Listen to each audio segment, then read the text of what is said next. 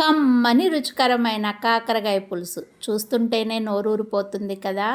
కాకరకాయ కంపల్సరీ అందరూ తినవలసిన ఆహారం. తీపి ఎంత ఇష్టంగా తింటామో చేదును కూడా అంతే ఇష్టంగా తినాలి. కాబట్టి మనం కాకరకాయ పులుసుని ఈ విధంగా చేసుకుంటే ఇష్టపడని వాళ్ళంటూ ఎవ్వరూ ఉండరు.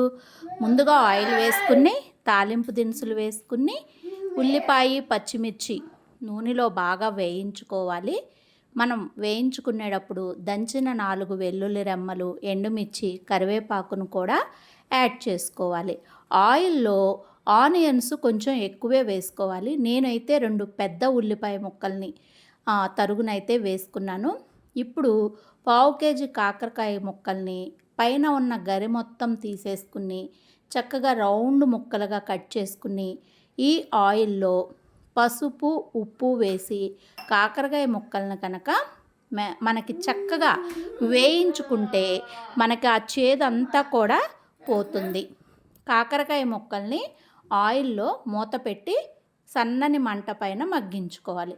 అలా మగ్గిన కాకరకాయ ముక్కల్లో కూరకు సరిపడినంత కారాన్ని అయితే యాడ్ చేసుకోవాలి.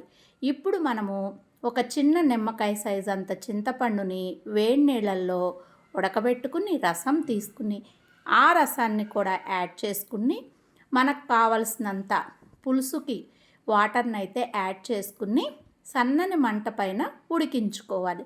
అలా ఉడికించుకునేటప్పుడు బెల్లం ముక్కలను కనుక యాడ్ చేసుకుంటే కూరకి అమోఘమైన రుచి వస్తుంది.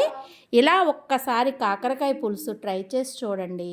తింటే వదిలిపెట్టలేని కమ్మని రుచికరమైన కాకరకాయ పులుసు అయితే రెడీ అవుతుంది. మన వీడియో నచ్చినట్లయితే లైక్ చేయండి, సబ్స్క్రైబ్ చేయండి, షేర్ చేయండి.